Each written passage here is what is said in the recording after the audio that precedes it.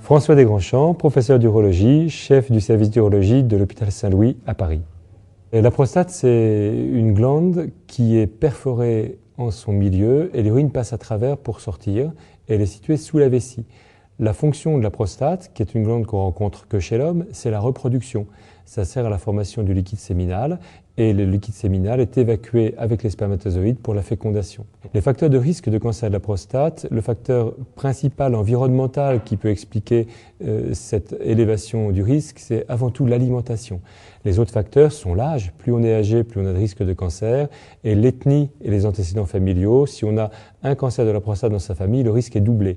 Tout ça, ce sont des facteurs que l'on ne peut pas modifier. Le seul facteur sur lequel on puisse agir pour prévenir le risque de cancer de la prostate, c'est donc le facteur environnemental et avant tout l'alimentation.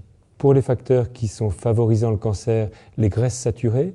Les graisses saturées, on le trouve essentiellement dans la viande rouge grasse, dans le beurre, le fromage, et également le calcium du lait. Pas le lait en tant que tel, mais le calcium qu'il contient. Lorsqu'on dépasse 1 gramme d'apport de calcium par jour à partir du lait, le risque est augmenté.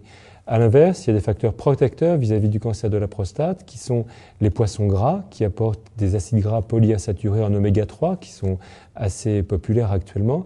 Et ces poissons gras, c'est le saumon, le hareng et le maquereau.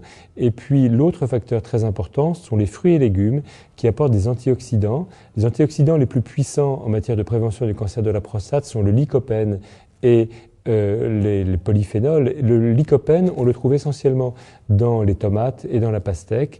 Quant au polyphénol, on le trouve essentiellement dans le jus de grenade. Une grande partie des cancers de la prostate ne sont pas des cancers graves, pour lesquels aucun traitement n'est vraiment nécessaire, sauf si on fait la preuve que ce cancer évolue. C'est ce qu'on appelle la surveillance active. Ça consiste à surveiller les patients et de traiter que si ça bouge. Or, pendant toute cette période d'observation, l'alimentation peut avoir un grand effet qui en fait évite au cancer de progresser et donc peut permettre d'éviter de traiter les gens puisque ça maintient en baisse l'agressivité de leur cancer.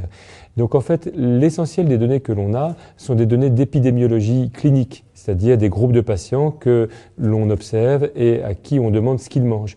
L'idéal serait d'avoir des études d'intervention, c'est-à-dire que l'on recommande à un certain groupe de patients certains aliments et pas à d'autres, voire des études de supplémentation où on prend ce que l'on croit être la substance active de chaque aliment et on le donne en supplément alimentaire à des hommes.